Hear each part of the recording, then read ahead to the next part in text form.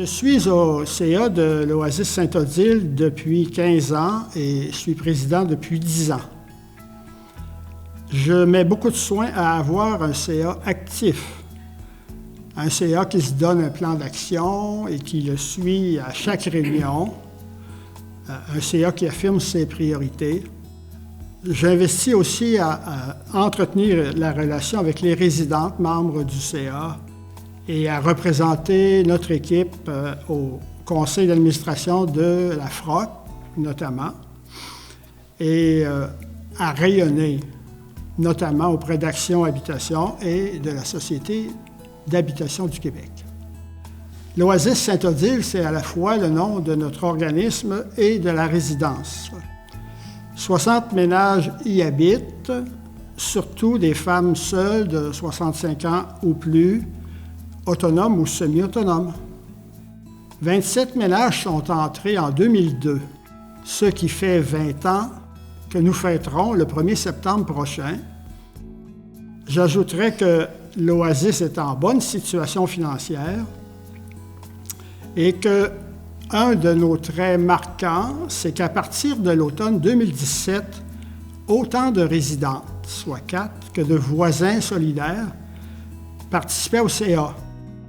Notre CA se caractérise, je dirais, par la volonté ferme d'être actif dans la cité, je dirais, d'être des citoyens vraiment actifs et d'administrer la résidence avec les résidentes. Une conviction partagée et solide.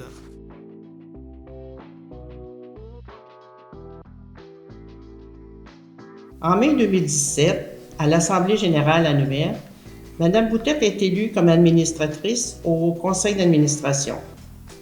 Un jour, elle m'a dit « Ça ne te tenterait pas de venir au CA ?» De fil en aiguille, elle en a parlé au président, M. Baillargeon, qui l'a communiqué avec moi et en septembre 2017, je suis la première à assister au conseil d'administration comme invitée. En 2018, à l'Assemblée générale annuelle, il y a eu un vote comme administratrice. Et comme j'ai été élue, c'est ainsi que maintenant, j'ai convaincu Mme Saint-Pierre à venir assister au CA comme invitée. Depuis que je suis là, on a eu des mandats. Le premier, c'était l'implication de rénover la salle pour nos rassemblements. Après ça, on a eu l'aménagement de la salle d'exercice. Ensuite, on a eu à revendiquer en 2020, on a eu à revendiquer un réajustement des prix du loyer. Puis la quatrième, aujourd'hui, on a le mandat de préparer le 20e anniversaire de l'Oasis Sainte-Odile en septembre 22. Ce qui fait que c'est très valorisant de faire partie d'un CA et ça donne aussi de la confiance en soi.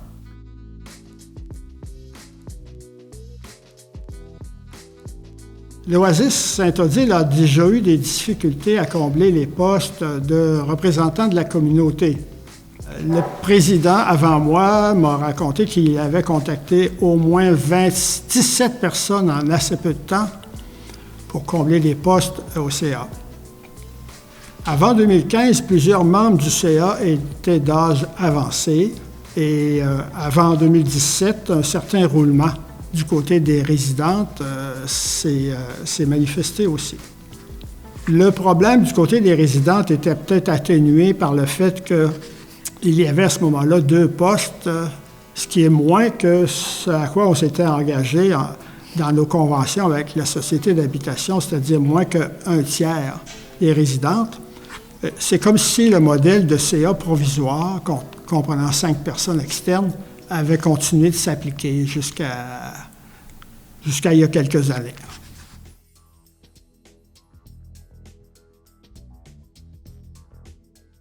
Alors, l'Oasis a surmonté les défis de relève au CA, d'abord par le réseau de contact du président avant moi et de mon réseau à moi.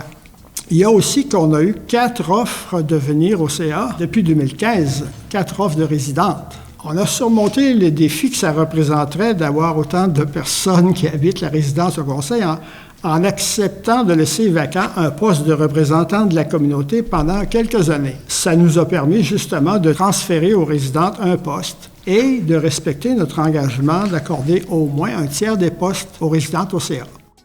Nous avons convenu aussi que certaines demandes que, mettons, les résidentes apportent au moment de la réunion du CA acceptent que ce ne sont pas des matières du CA, qu'elles peuvent les traiter, qu'on préférait qu'elles les traitent après la réunion avec le gestionnaire. Par exemple, à la demande de résidentes il y a longtemps, là, en 1997, je crois, les résidentes qui disaient « on veut rencontrer le CA ».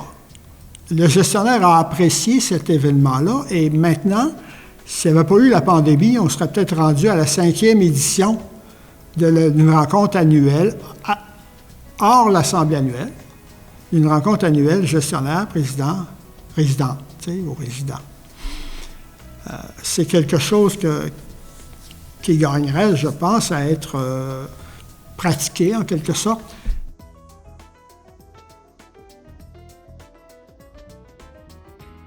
En fait, chercher des membres, ça s'est fait d'une part du côté des externes.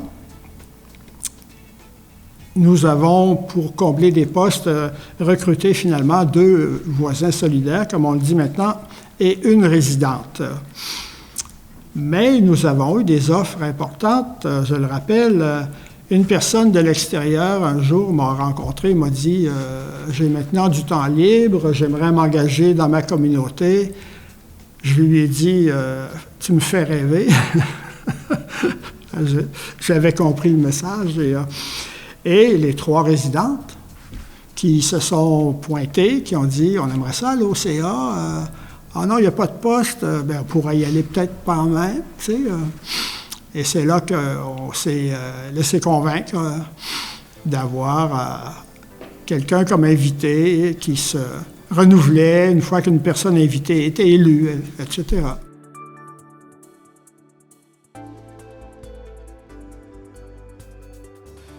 Ça va vous surprendre peut-être parce que quand Mme Bergeron a demandé à venir au CA, j'ai oublié de la questionner. Pourquoi vous voulez venir au CA? Quelle expérience avez-vous?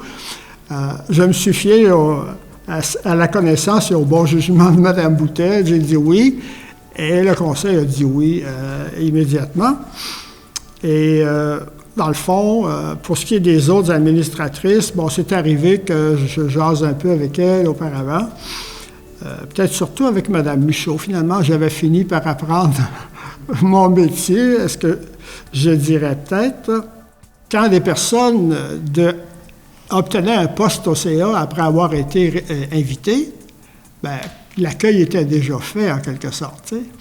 Depuis, on les avait accueillis plusieurs fois à chacune des réunions auparavant.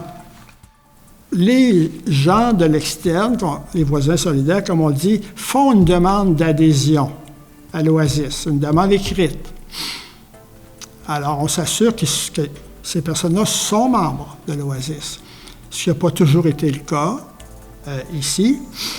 Et les gens de l'extérieur et les résidentes, même comme invités, signent l'engagement éthique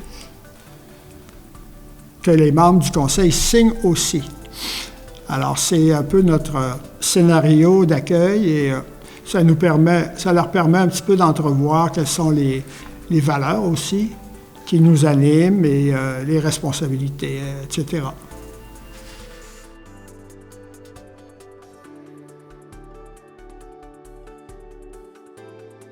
Déjà, la question « qui fait quoi ?» du CA et du gestionnaire a été posée ici il y a peut-être 5 ou 6 ans. Et à ce moment-là, nous avons organisé une formation en équipe avec une ressource d'action habitation. Le besoin de formation, notamment sur le statut qu'on a comme administratrice. Là-dessus, je suis content du cheminement qui a été fait par les résidentes parce que pendant un certain temps, elles se voyaient comme subalternes par rapport au gestionnaire. Quand elles nommaient les gens, c'était le gestionnaire en premier, par exemple. Maintenant, il vient à sa place. après les membres du CA. Ça a l'air de rien, mais j'ai vécu d'autres expériences comme ça aussi, où les résidents ne se voient pas, mettons, disons, au pouvoir dans un conseil d'administration. Est-ce que le fait que les gens sont impliqués peut-être pendant un an, ça fait en sorte qu'ils sont comme un peu formés? Oui, tout à fait, tout à fait. Les gens comme les 3 résidentes là, qui sont actuellement au CA, le fait qu'elles aient siégé pendant un an avec nous et qu'on prenne du temps, nos réunions durent habituellement 3 heures. C'est aux 6 semaines qu'on se rencontre, mais qu'on prenne le temps de se comprendre, puis de les écouter, puis qu'il y a toujours un sujet qui s'appelle le vivre ensemble, où elles peuvent faire valoir des réalisations, mais qu'elles peuvent aussi apporter des questions. C'est comme de la formation sur le tas, là, comme on dit. Les résidentes et moi, on a participé quand même à 3 ou 4 formations depuis un an et demi, données par toi dans le cadre de la FROC, là, de ta fonction à la FROC. Ça aussi, c'est une offre nouvelle, je dirais, puis on s'en est prévalu.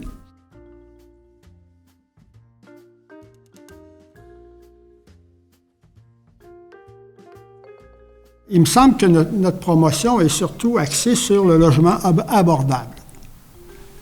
C'est vrai que nous offrons du logement abordable. On n'est pas les seuls.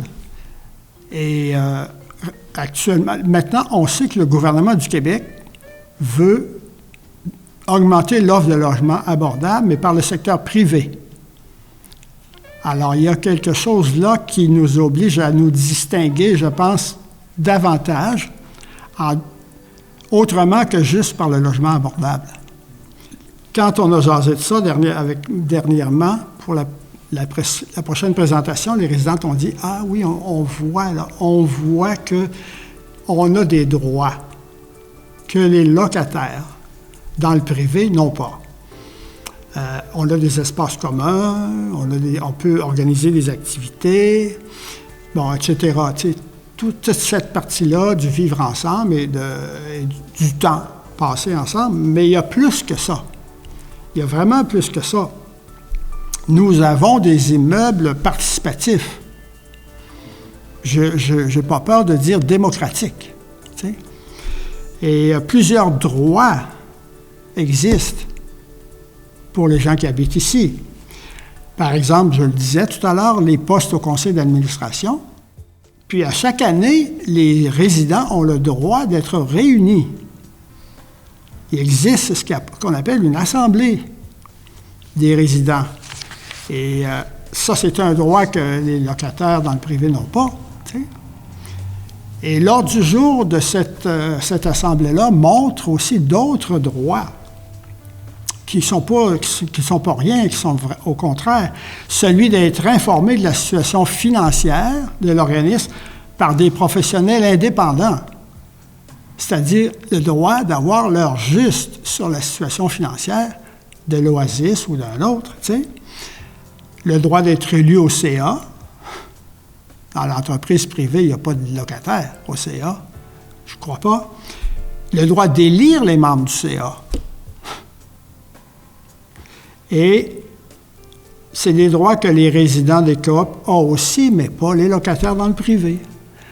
Alors, vous comprenez que j'espère qu'on va développer la promotion de notre démocratie ou de notre participation des gens qui habitent nos immeubles. Ça me fera plaisir de participer à des efforts dans ce sens-là.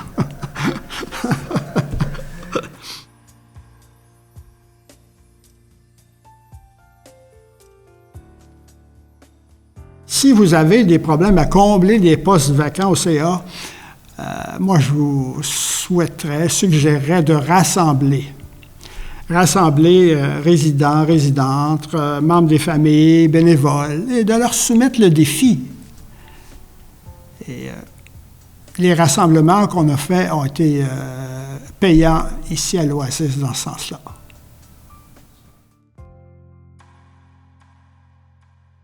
Merci.